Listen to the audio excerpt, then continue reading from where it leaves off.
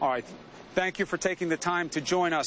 I want to ask you, why hasn't Russia, specifically Vladimir Putin, why hasn't he come out and strictly and in a straight way condemned how the crime scene was handled, how the dignity of the dead was abused, how crime scene investigators weren't let in? Why hasn't Russia, why hasn't Vladimir Putin come forward and condemned how this crime scene has been handled?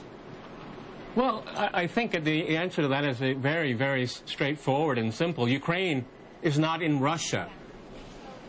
Vladimir Putin doesn't control a crime scene in a foreign country. I think it's quite ludicrous for you to ask that question. He's come out and demanded a complete investigation. As a matter of fact, on Monday of this week, Russia gave its assessment of the reconnaissance and surveillance of satellites and what was happening in the crime scene. We don't have that coming out of Washington. So I think that's what you should be asking, is that why is the State Department relying upon Twitter and YouTube and other social media for its case when Russia has already given its, or at least part of, the forensic evidence that is necessary to solve this horrific crime?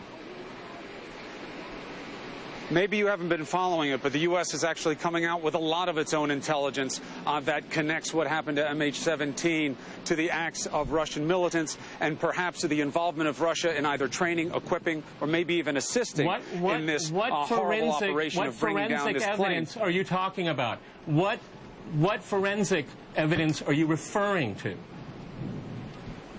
Twitter? They are releasing intelligence information about the trajectory. No, not Twitter. I do not think, Peter, this is something to be flip about. 298 people lost their lives. Let's not play politics. I think the U.S. State Department has been very flippant about this. Very flippant about it. Where's the evidence? Listen, that's what we need to solve this crime. It's not coming out of Washington. Even intelligence officials are saying they don't know who did this. They don't know where it came from. The United States spends $100 billion a year on global intelligence, and they can't find out. This is extraordinary. There are NATO ships in the Black Sea watching Ukraine like a hawk. Where is their data? Please show us the data. Then we can move forward, and maybe this can help resolve the crisis in Ukraine. All right, Peter. Take a breath, okay, because this isn't a debate. It's easy to bandy about points and confuse facts. There's no need for that, because I'm not here to debate with you who did this, okay? I really wish you would stick with facts. You want to play those talking points. I asked you a simple question. Peter, everything I'm saying to you, there's U.S. intelligence. Peter, why are you afraid to hear what I'm saying? I'm not here to fight with you, okay? I'm not afraid. I've just left the crime scene. The last thing I want to see is more violence of any kind, verbal or otherwise. All of its data from satellites and compare it to the Russian case. They are doing exactly that. See where they match, where they don't match. No, they're not. I don't know what... You're living in a parallel universe. Peter, calm down. Take a breath. We've already had something bad happen. There's no reason to compound it. I don't represent the U.S. government. You are speaking. Ask me an intelligent question. Here, well, I think I've asked you several. Your answers, I don't know about the intelligence of, but the questions are pretty spot on. Let me ask you again, because I'm not a representative of the U.S. You seem to be acting like a representative of Russia. And what I ask you is, why hasn't Russia come forward and condemned the indignity and disgrace of this crime scene? In what, 5 minutes? France has done it. That's what you did. France has done it. The UK has done it. The U.S. has done it. None of them have sovereign control over Ukraine. Countless countries have come forward. The UN has come forward and condemned what was done at this crime scene, but not Russia specifically, not Vladimir Putin specifically. A thorough investigation. Yes, you're wrong. You're just simply factually wrong. He did not condemn what's been done. He has come out and said there should be an investigation. Why hasn't he condemned what was done? By asking there be an investigation is condemning. The suggestion is... I wish you could be a serious person about this. By saying that leaving bodies in the sun... By saying leaving bodies in the sun for days, by saying scaring away monitors who want to come in to look, that counts. Ludicrous. That's ludicrous. I'm looking at known facts. Where is the investigation? The U.S. government and its allies condemned Russia even before the bodies were taken off the ground. What kind of logic is that? What kind of sympathy is that? That's ridiculous what you're saying. Peter, this is the logic. Peter, look, this is frightening what you're saying. And again, I'm not here to argue with you. I just came from the actual crime scene. No, you sound I know like what's going on there. I know what's not going on. At the U.S. State Department. I know what I sound like is a reporter who feels deeply for the 298 lives who were lost, who were not part of this conflict, and don't need to be part of your discussion about whether Russia is being unfairly blamed. The reason Russia was brought in right away is because if you go to talk to the self-appointed prime minister of the area where this plane was shot down, he is surrounded by Russian military figures, admittedly so. They will tell you that. And if you ask this man whether Russia is helping him, you know what he'll say? Nothing. He refuses to answer. Why would a man who is desperate for legitimacy and being seen in control of his area, a self-appointed prime minister, refuse to deny that Russia is helping him? Why, Peter? That sounds like a straight question. I don't know. That sounds like something you can answer with fact. He would do that. You need to remind yourself what the job is, my friend. I asked you why Russia hasn't come out and condemned what is objectively wrong. Nobody will take another position.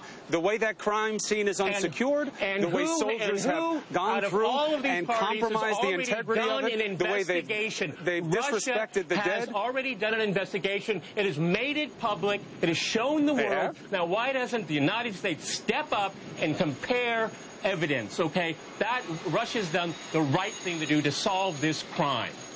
And U.S. intelligence has no idea what it's talking about, or it knows what happens, and it doesn't want the world to know what really happened. It's in Washington's court right now. Here's the difference between you and me, Peter. You are obsessed with clearing Russia from culpability. That's okay. I am focused on talking about your opinion. how That's not a this fact. plane and its victims were treated. I agree with you. I think you need to look up what that word means. All you're doing is denying Russia's involvement. What happened? I didn't say that. I don't know. Of course, I don't have the evidence that it was or was not. I agree. I don't think you have a shred of evidence. I don't think you know anything about it. I'm not jumping to any. Have you heard me say that I know what happened? And it was put on live. It was translated into English. Have you heard me say that I know what happened? Even the Russian side, with their investigation, they did not even claim. Their investigations thus to date did not even say it was Ukraine's fault. They didn't even do that. They asked questions about why certain things were happening in that airspace. That's a good question. It should be compared. What do the other radars have to say? Let's see if we can see the difference or the similarities. Be fair. Peter, of course we want to be fair. Of course everybody wants the right answer, because one thing's for sure, I think you'll probably even agree with this. The people who were killed on MH17 had no role in this conflict. They were complete innocents. There was no reason for them to be involved, whether it was a tragic mistake that the plane was shot out of the air or it was an intentional act of terrorism. It was wrong, and we need to find out who did it. You know there's a reasonable basis for suspicion about what Russia knew, because there are undeniable connections between the Russian militants in this area and Russia itself in terms of assistance and guidance and the personnel on the ground. So, of course, there's a reasonable basis for suspicion. All I asked you was why Russia... how much control the Russian side has over resistance in Ukraine. It's very difficult. It's very difficult to determine that. If you look at the evidence, okay, it's difficult. Yeah, especially, one of the things with people like you deny when the acting prime minister, you deny the agency of people in eastern Ukraine. You deny them agency. You just think they're puppets of Russia. That's simply not true. I deny them. I sat with the self-appointed prime minister. I sat with him. I gave him the CNN audience. I asked him, there is a suspicion that Russia is helping you and your fighters by training you and giving you weapons, maybe the one that was used to shoot down the plane. Is that true? And you know what he says? I'm not going to answer that. Ask Russia. I say, but you're the prime minister. You say you're in charge. Are they helping you, or are you in charge? He says, I won't answer that.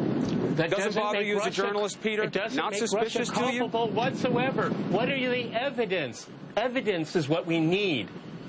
And you're trying to put the blame on... So you're just going to ignore what I just said? Russia is not Ukraine. You're just going to ignore that? You choose to ignore that? I'm not going to comment on what that person 298 dead said, people. no.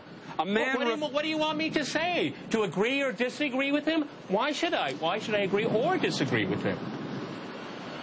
I don't know. Why should you carry water for Russia when you're supposed to be a journalist?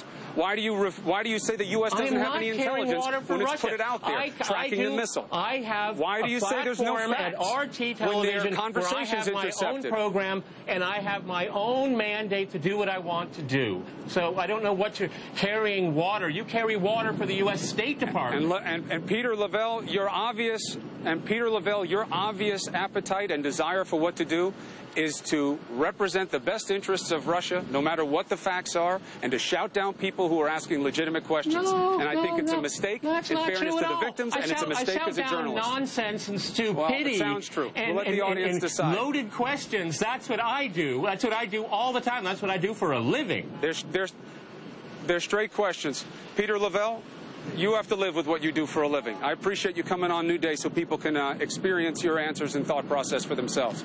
Have a good day.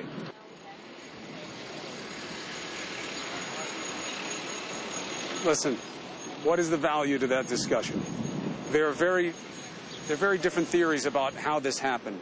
There's a different level to the warfare. There's what's going on in Ukraine, and then there's an information war that's going on at the same time. The last thing I want to do is to stoke some type of useless conversation. The emotion sometimes gets the better of you, especially when you've been on the scene and you've seen that there are very objective realities that should be addressed, and any sovereign would want to reject and condemn what has been done with the crime scene of MH17. That said, I apologize for getting involved with what became more about emotion than reason there for a moment. But at the end of the day, the answers matter because of the Kahlers who you met before and the countless other families who lost loved ones on this plane. And that's why the questions have to persist and information has to be tested. That's why the U.S. is putting out intelligence and Western authorities are trying to get involved with this. Russia says it calls for a full investigation. Russia has to know things. Will it volunteer its own information? Because here, again, is the undeniable truth. That crime scene has been mismanaged. Those bodies were disrespected. Their dignity was hurt. It was unnecessary, and it was counterproductive to the process of truth. We're following the bodies home because they are who matter most in this situation. 298 people who, without question, were above any point of criticism. Can't say that about the Ukraine government. Certainly can't say it about the militants, and you can't say it about Russia either. So that is a perspective that's out there. Again, it became a little bit too heated. And I'm sorry for that, because we want to be productive for you. We want you to hear what is out there and to be sure the questions are going to go on. Now, a couple of things that are just factually true for you to understand from where we are. We don't know how many bodies are coming back today. We believe the first plane may have 20, may have more. They're not sure about the body count. There may still be victims' bodies at the crime scene or in the surrounding area. We don't know because the investigation is so shoddy, it's actually almost non-existent.